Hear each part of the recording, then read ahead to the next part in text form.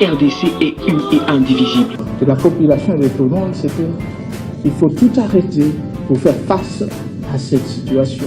Et que nous ferons de cette terre richement bénie un réel havre de paix, de prospérité et de progrès social.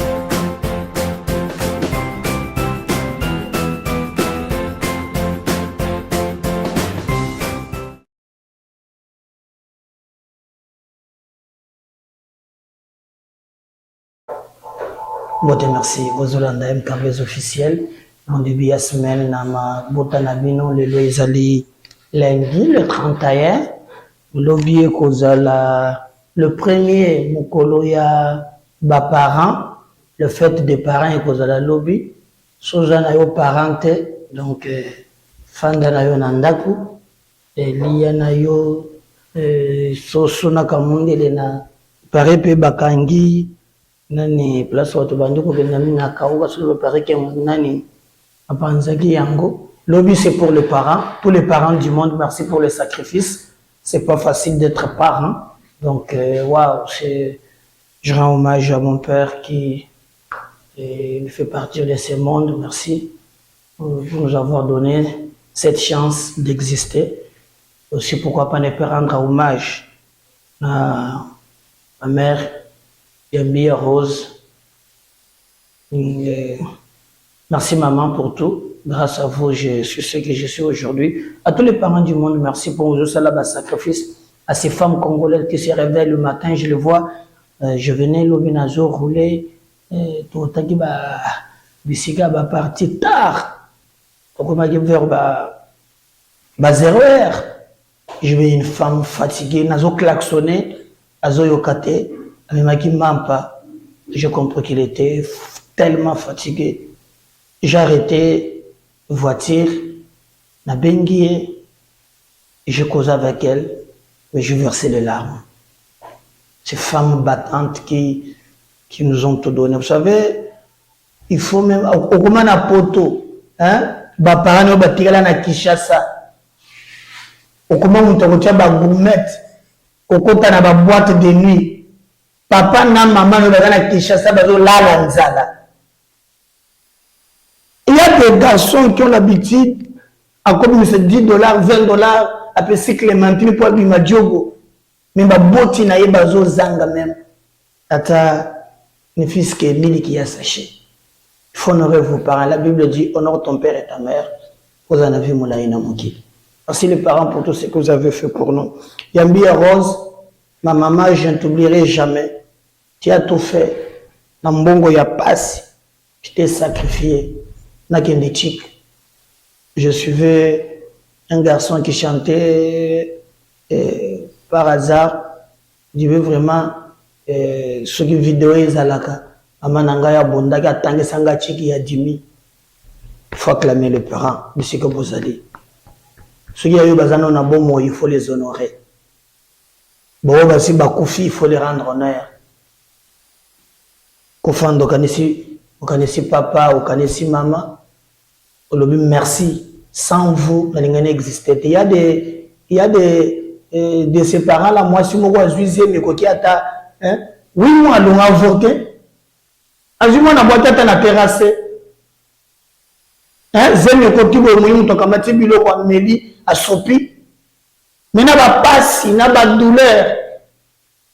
Maman si qu'on garde dans le bon. Moi j'ai des enfants, les enfants ne sont pas faciles. Hein? À cause d'un gobilo comme 1000 fois, à d'autres te barrer les andengeli. Merci. Merci. Bon, on ne parle pas au mort parce que nous les chrétiens, mais je célèbre un homme, Lobina Kotia. Photo va célébrer le parent. Devons célébrer le parent. Fidèle vraiment. Bon, si on a 5 périodes, on de l'angaya ou mais pour sélectionner quand même quelques parents pour le célébrer. Sans eux, il n'y a pas de vie. Merci papa. Tu n'es pas de ce monde, mais je t'aimerai toujours.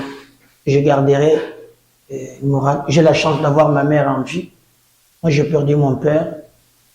Yambi Rose, je t'aime. Tokobeta li solo bandeko nangai ezali ko obligé biso tobeta parce que le Congo a besoin de nous. Ni les autres en réalité na complot qu'est-ce que Joseph Kabila veut na moment où il y a ba élection. Est-ce que Joseph Kabila azali ko croire que maponami makoleka et que hier à cause de la candidat? Non, parce qu'il ne s'est même pas enrôlé. Au lieu de solo la mission. Bafute bimi, encore Kabila ndenge ezalaki.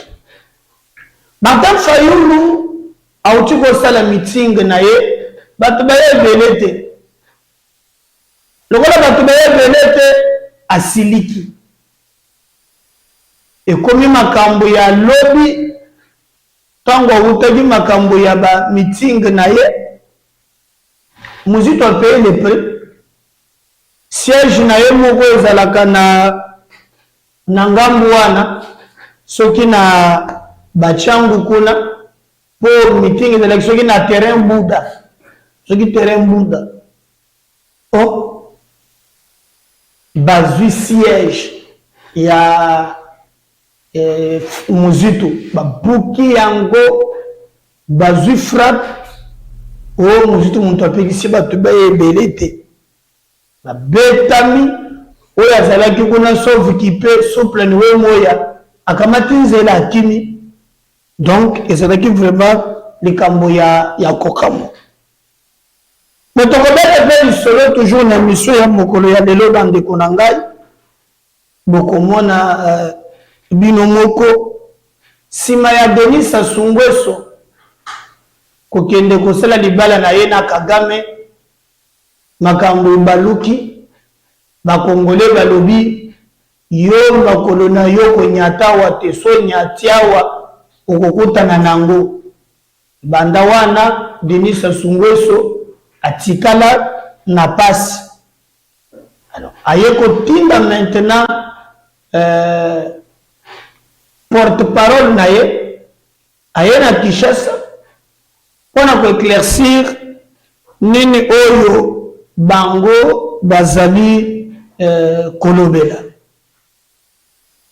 bande konanga tokobeta lisusu lisolo toujours na bino na ndenge makambo ezoleka. Delice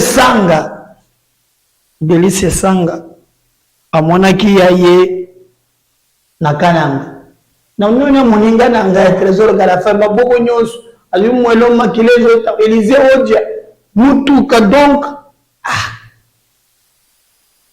c'est Sanga zui makambo na et moi je condamne la violence. Je suis pas d'accord que politique et comme il y a violence, il y a des moyens ou bien des mécanismes autorités qu'on tient en place pour tout ça la démocratie. Mais ce qui est comme il y a bateau, babeta nawana, ils ont les sous malamuté. Russie, Afrique, discours il y a capitaine il y a Mali et créé tolé na batu mwa mingi mais na moni Makisal a recadré ye andori ya Makisal toye komona oyo nani aluki lolenge ya koloba esimbite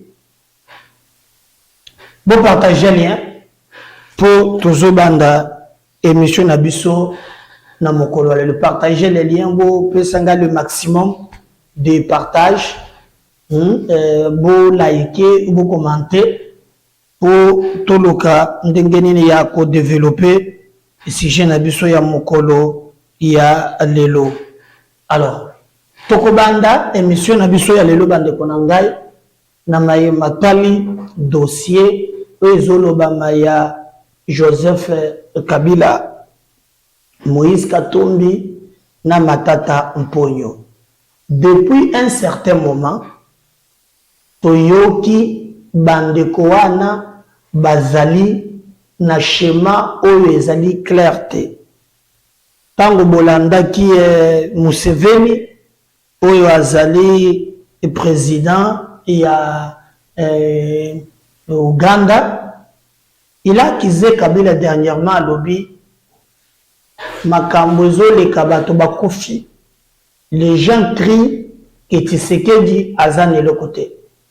Nzoka en réalité Kabila yemoko aza au courant ya makambo ezoleka pe ayebi nini azosala. Donc ça ne sert à rien ya kokamisa ke eza Tshisekedi. Et puis naba information est circulée.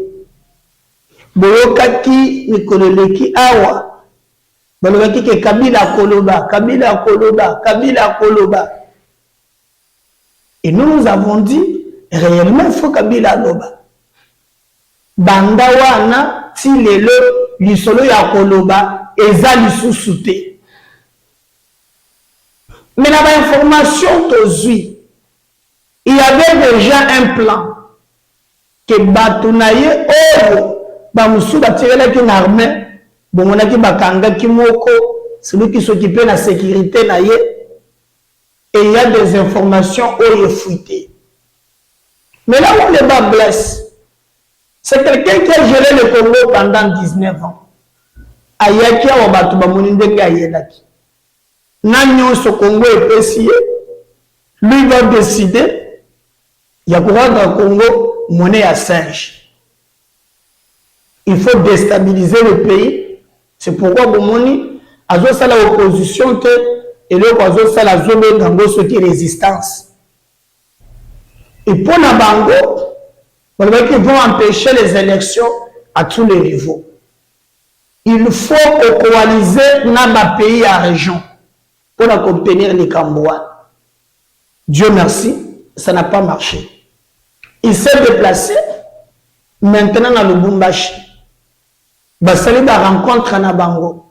C'est pourquoi bomona ki même mikololeki awa tolaki sibino ndenge nini Lubumbashi la garde républicaine est renforcée qui sécurité la bango parce qu'il y avait déjà un danger. Avant bakota na misatu Katumbi Kabila Fulgence Muteba ozali archevêque à Lubumbashi. Leur plan, c'était que Katanga vraiment moto épée. Dieu merci, ça n'a pas marché. Mais il y a aussi des présidents africains qui hier Azali ko utilisé. Objectif ni, Moïse a joué rôle. Matata Mpolo fait partie du schéma. Ils ont utilisé Fayoulou pour obtenir crédibilité dans Bango, Bakota na opinion pour que Bassa ne sale besoin. Vous avez vu même que Tango Matata accueille, Sesanga accueille, les autres Katumbi accueille, mais Fayoulou va se retirer. Je vous ai posé cette question. Si vous regardez très bien, Banda Makambu Oyo, il y a Chérubé et Bandi. Place mon côté, au Komona Martin Fayoulou a se prononcer, à côté na ba schéma na bango. Parce que, ba côté na schéma, il y a politique, il y a terre brûlée. Il faut maintenant tout faire pour la copélissa moto. Il faut maintenant tout faire pour que Makambu ezali. Vous constaterez même que na ba information wana, il y a même quelques gens, Oyo Bazali, proches, Tokolo Bake noyau dire, Bato Bazalaka Makasi, comme Moko, Kombonaye, Geneviève, Inagos, Pire Muntu Yadada, Wana, Tokolo Bake de tous les temps. Nous nous demandons accueil sans que Bape ça, mot d'ordre. Yewana se retrouvé, ce qui n'a chope côté na bango, à s'enrôler, à même la candidature. Candidature à Tigindengeni, na regroupement ya José Panda na mama na biso ya zwaka biloko na Luala bakuna Fifi Masuka Geneviève Inagosi oyo azali tokoloba elle dire ya ndenga Kabila ye wana se retrouver na ngambo wana et azwi carte na ye d'électeur azwi carte na ye d'électeur ati même na candidature pour vous montrer à quel niveau bato wana baza na détermination. Mais ce qui nous fait mal, c'est que c'est le Congo qui perd. C'est le Congo qui perd. Bandeko Nangai, ils ont un défi ébélé. Quand ces informations sont bima, ça nous fait très mal. Très très mal. Bon, on est même, balobaki ke bakoki jamais pour toucher Kingakati. Mais, ce qui est na Kenya, ancien président, basali passation à pouvoir civilisé.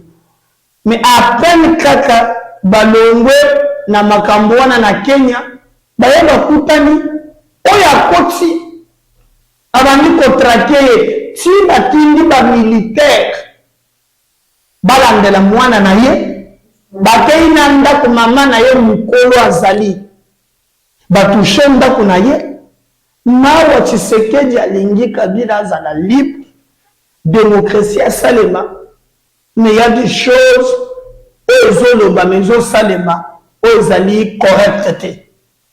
Et pour la stabilité ya Congo na makambo mususu, ils allaient grave.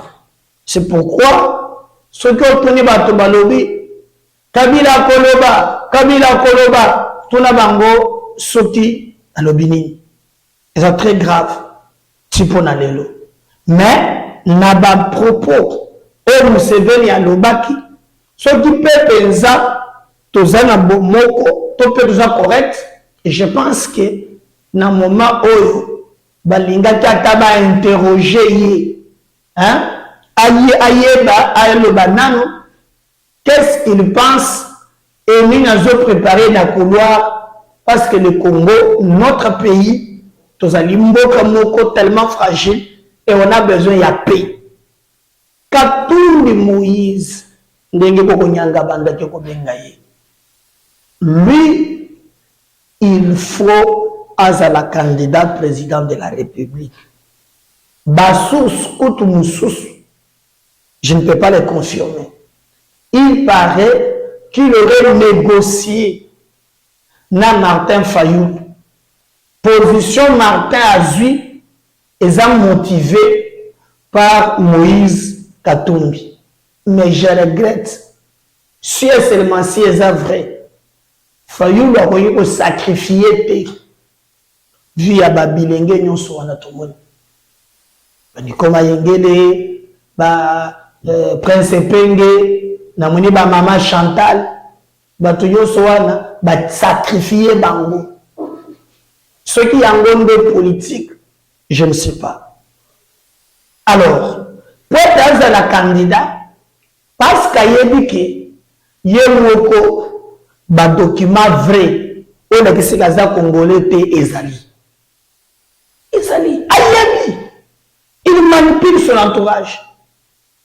Pour Nayango, la tractation sur le zone entre Bangona, Kabila, Matakita, comment bakoki kosala mais Kabila azana tableau mibale anantrata azana ye anantrata azana Matata mais Matata a un dossier na cour constitutionnelle on a même fixé le dossier je ne sais pas ce qui est kaka pour na ba makambo utiko lekawa ya Chéribin peut-être d'autres les cinq je ne sais pas donc mboka na biso ezana menace complot ezali kolo maintenant biso ba yimboka ndo shengeli totelema poto bondila mboka na biso ya na réunion na sepeli po na yoki porte-parole ya oya circonstance batiaki ya gouverneur au Katanga alobi vraiment situation sécuritaire na Katanga ezali kimia et nyonso bazo planifier pour ezala bien moyen badongolomi soit na bakima ezalité bako travailler pour que batombo la bendele ya mboka. Nous disons merci.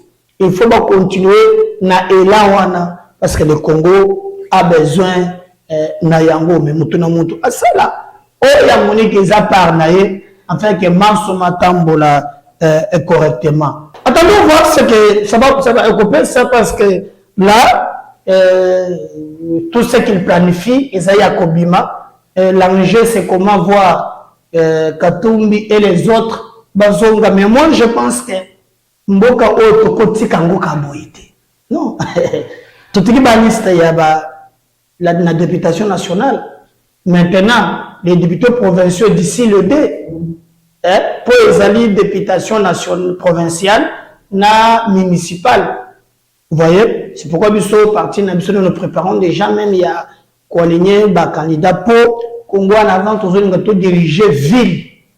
Alors tant on a coupé ce mot d'ordre na ba commune bozali bo pesa Congo en avant makasi pour te diriger ville. Même ce qui nous touche et ça la commune qui la présidentielle il y a des gens qui ont la qualité mais qui veulent mettre le Congo à faire à ça. Pourquoi? Et c'est pas empêcher processus ou témoigner en place il y a élection. Congolais à permettre les Cambouans à Tamoukete. Tous ces gens qui crient, Congo est sur la pina pour la bangote.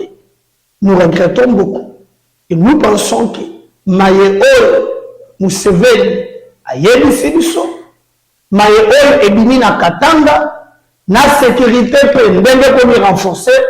Je vous dis que cause à la passe pour ma Somakoleka. Na kimia et tobandi ki nkolo nzambe akosunga mboka na biso na yoki même le député oyo azalaka ministre il y a plein qui est allé faire des propos séparatistes dernièrement ki bakokabola Katanga soki Katumbi aza candidat il entretient encore de flou lobi par exemple Katumbi akendaki na Kalemi on va l'ingé raccordement ou accueillir makambo ya match arrivé là-bas à côté que makambo za ndenge mususu et il a tout fait pour récupérer makambo na maboko fait au sala oyo tozali komona lelo Denis Sanga pe Denis Sanga oyo azali candidat président de la République. Denis Sanga azalaki na Mbujimai et j'allais dire na Kananga na bon nombre ya ba journalistes kuna makambo tourner mabe pona ye mais comme bande konangai biso awa TV za radio te avant na sala commentaire je vais vous laisser suivre ce que le comité de Denis Sanga on va revenir juste après. J'ai reçu un projectile dont il m'est difficile de peser le poids. J'étais blessé, je saignais, je me sens bien. J'ai échappé à une tentative d'assassinat parce que ce qu'il faut comprendre et qu'il ne faut pas banaliser dans ce type d'acte, c'est que quand vous atteignez quelqu'un à la tête et que vous avez quelqu'un qui est placé à un endroit avec une mission précise et qui est aux arrêts au moment où nous parlons, écoutez, l'acte qui a été posé, ce n'est pas pour faire un bobo, c'est pour éliminer physiquement un adversaire politique. Et quand un pouvoir se comporte de la sorte, il ne mérite que le dégoût. Quant à moi, je crois que le combat que je mène pour mon peuple, pour le pays, est au-dessus de tous ces travers. Pour moi, sont des épines qui ne peuvent pas nous empêcher de regarder la rose que nous poursuivons, parce que la rose que nous poursuivons a un nom, ça s'appelle la refondation du Congo. Donc je suis sur mes deux pieds et je vais continuer mon programme et mon séjour ici. Medianet, il parle de ce communiqué du gouverneur. Bon, ça me fait rigoler, vous savez, c'est l'hôpital qui se moque de la charité. c'est que quand on a commis un forfait, on ne peut que se répandre de cette manière parce que quand ils ont vu que l'acte posé, leur comportement a provoqué une totale réprobation de l'opinion nationale et internationale, ils se sont mis à reculer. Mais est-ce que ce vice-gouverneur sait-il que depuis le matin, quand la tension monte, c'est son ministre de l'Intérieur qui cherche à interdire la manifestation au motif qu'on ne peut pas critiquer Tshisekedi ici, dans la province du Kasaï, dans la ville de Kananga? Est-ce qu'il le sait? Alors plutôt que d'aller s'apitoyer sur ce type d'individus, quand ils prennent ce type de paroles auxquelles ils ne croient pas, ils ne sont pas des démocrates, je voudrais ici condamner l'attitude du gouvernement provincial de se préposer à différents échelons qui ont entretenu cette violence.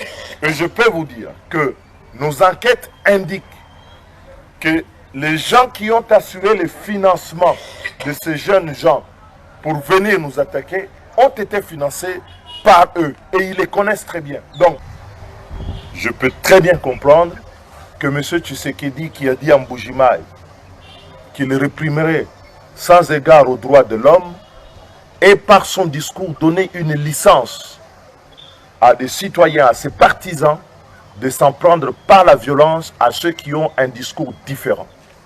Mais M. Tshisekedi ne doit pas oublier qu'il est un citoyen comme tous les autres et que notre constitution érige en haute trahison le fait de vouloir imposer sur l'étendue du pays un parti unique, ce qui serait une marche en arrière.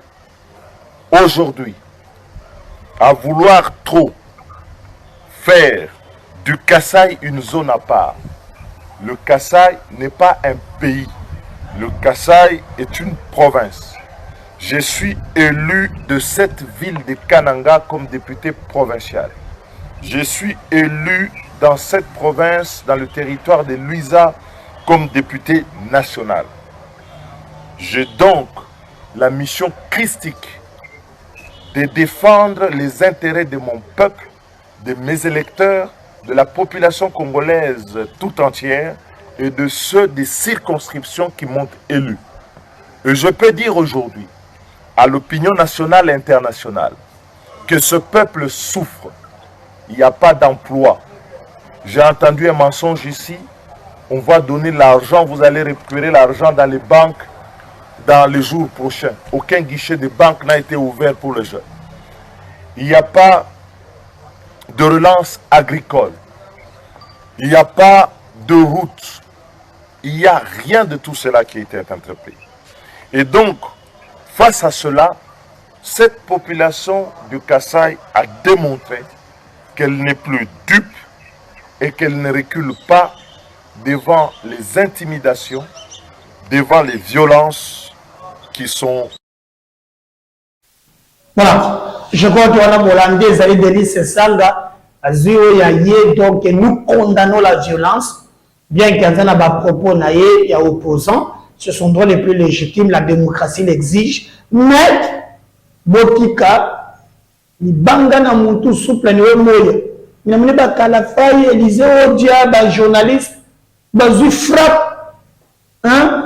Non, démocratie démocratie zabongo, veut le contredire mais n'a pas argument, mais kobeta za bien ata mukete, ça sont so Denis empereur ya ba chef d'état nalanda ki ekuti na Poutine kuna neta abandi flatter Poutine o poto ya awa sanete facilité tangu tokendaki tala boye oh wali ngeko lobani ezali facilité zikoni ne komisa yango facile o ba chef d'état mususu babandaki ko linga tato ya pe avion na linga ki to affrété. Donc, puis le lot va mourir nous sur le comme président, yo zalaka na avion a bien te kolongwa, o ba assurance boy avion to luwa ki wana tout ça. Poutine a joué au cahier. Mais pour les Congolais, c'est là qui n'a qu'à gagner. Les Congolais vont tomber quand ils m'acassent. Alors, il est ailleurs kokoma awa na système na ye toujours ya mabe ou ya zala kanango. Tu as comme ce mon ami clair. Alors, à comprendre que ça ne marche pas, on a attendu maintenant porte-parole na ye aya awa na Kinshasa la télémina mouya pour expliquer au bango bazo comprendre na makambouane.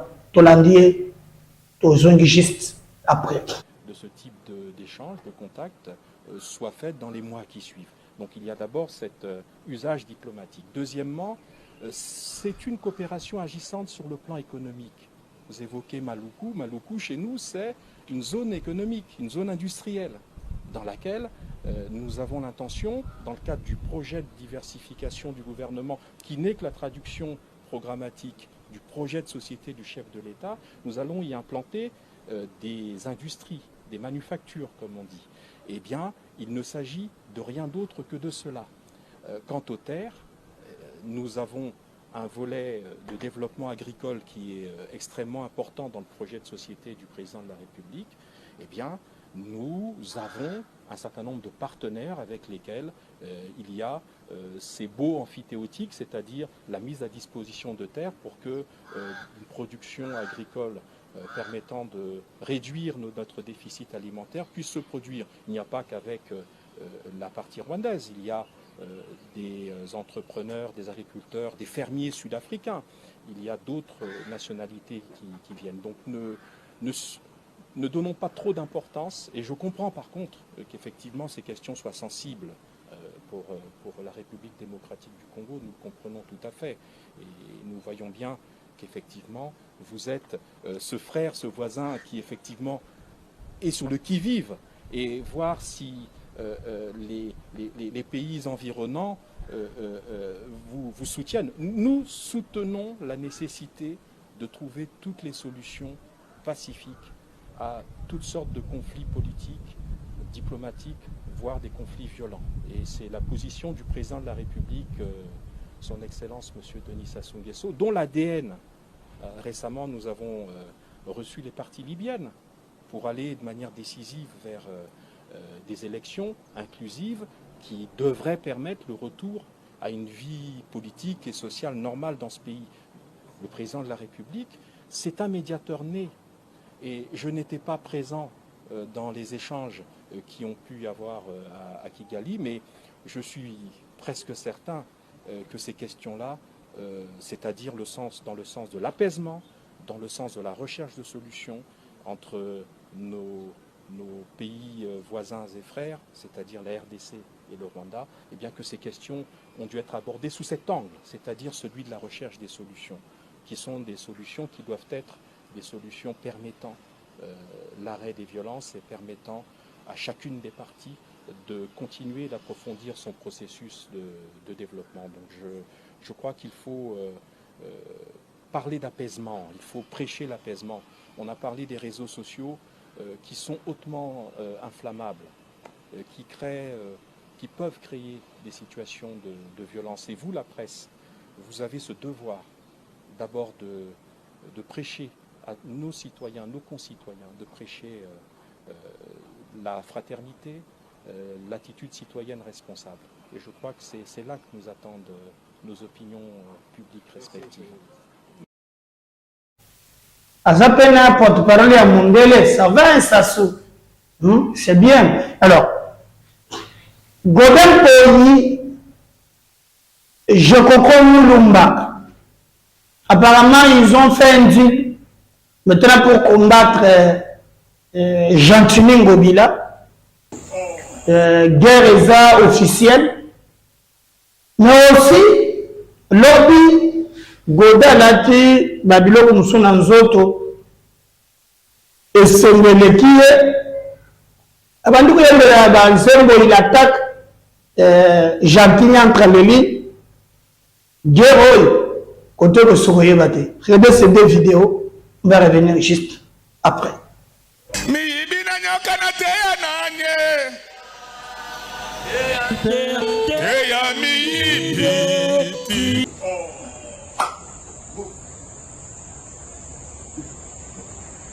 Félicitations. Merci. Merci. Oh.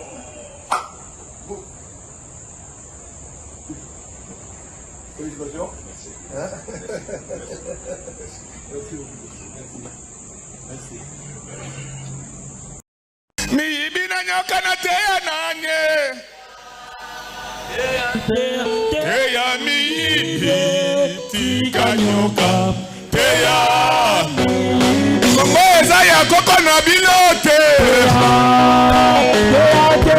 Teya miibi tika nyoka. Teya. Bande de volets.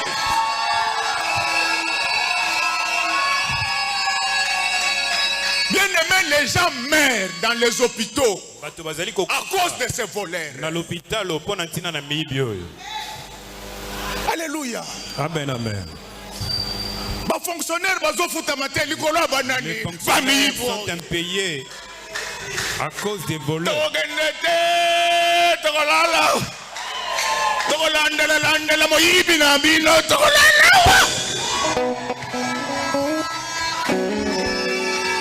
Bien-aimés dans le Seigneur, nous sommes pèlerins et passagers sur cette terre. La seule personne que nous devons craindre, c'est l'Éternel des armées. Seigneur,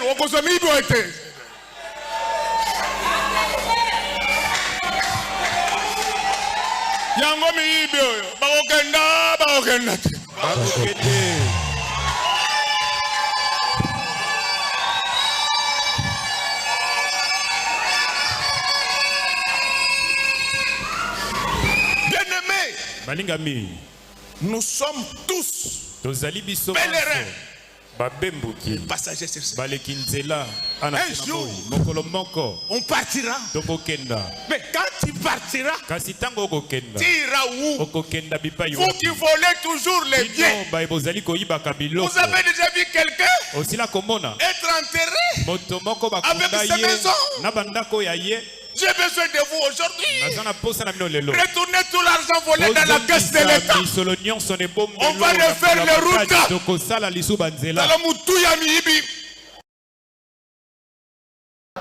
Bon, mon niveau va revenir à la polémique. Je reviens à la deuxième numéro tout à l'heure.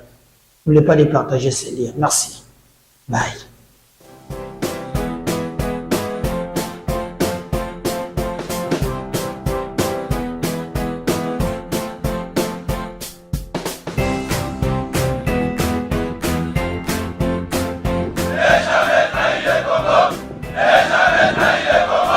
La RDC est une et indivisible. De la population de tout le monde, c'est qu'il faut tout arrêter pour faire face à cette situation.